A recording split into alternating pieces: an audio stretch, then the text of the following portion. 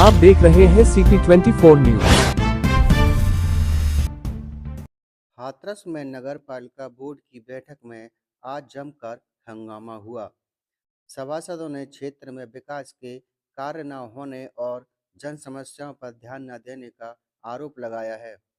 इस दौरान सभासदों में आपस में भी कहासुनी हुई और कुछ सभासद बैठक को बीच में ही छोड़कर चले गए।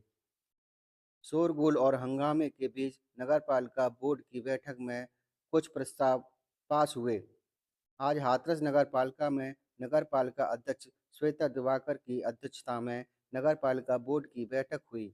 ये बैठक काफ़ी हंगामेदार रही। बैठक में कुछ सभासदों ने नगर पालिका प्रशासन पर गंभीर आरोप लगाते हुए कहा कि नगर पालिका में जब बिना बोर्ड की स्वीकृति के ही करोड़ों रुपए के काम कराए जा रहे हैं, तो फिर इस बैठक की ज़रूरत क्या है। कुछ सभासदों ने शहर के मुख्य चौराहों और बाजारों में अलाव न जलवाने की बात भी उठाई।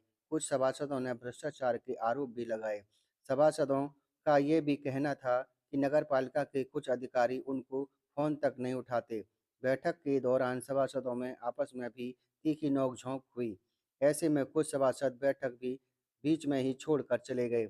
बैठक में नगर पालिका सीमा अंतर्गत गेट एंट्री यूनिटी LED और विज्ञापन प्रदर्शित करने हेतु ठेके की स्वीकृति, शहर में 75 स्थानों पर अलावा जलाने हेतु लकड़ी की आपूर्ति, सफाई कर्मियों की गर्म वर्दी, नगर पालिका के 35 वार्डों में GIS सर्वे कराने, कांवड़ यात्रा के दौरान टेंट आदि की व्यवस्था कराने, मुख्यमंत्री सामूहिक विवाह योजना के दौरान टेंट व्यवस्था पर व्यय की आपूर्ति, बंदर पकड़ने हेतु वित्तीय स्वीकृति, कंबल वितरण, विभिन्न स्थानों पर सड़क और पुलिया निर्माण जैसे प्रस्ताव पारित हुए।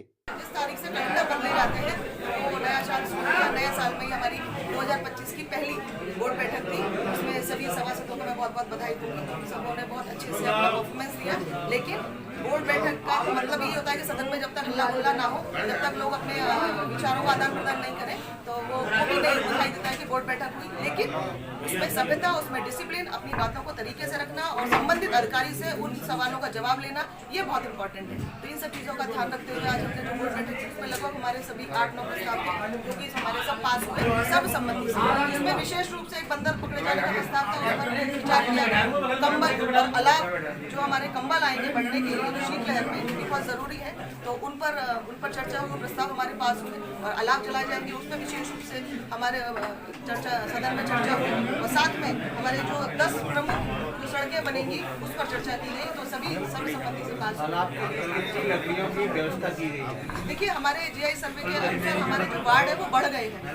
जो वार्ड है बढ़ गए, उसके अकॉर्डिंग हमने अलाव की जो क्वांटिटी है जो लकड़ियों की, वो बढ़ा दी है।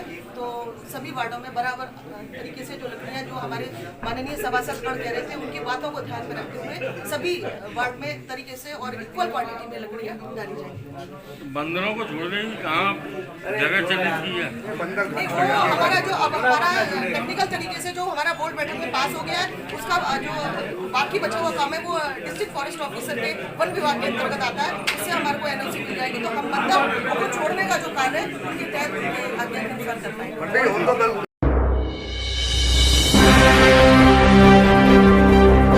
आप देख रहे हैं CP24 न्यूज।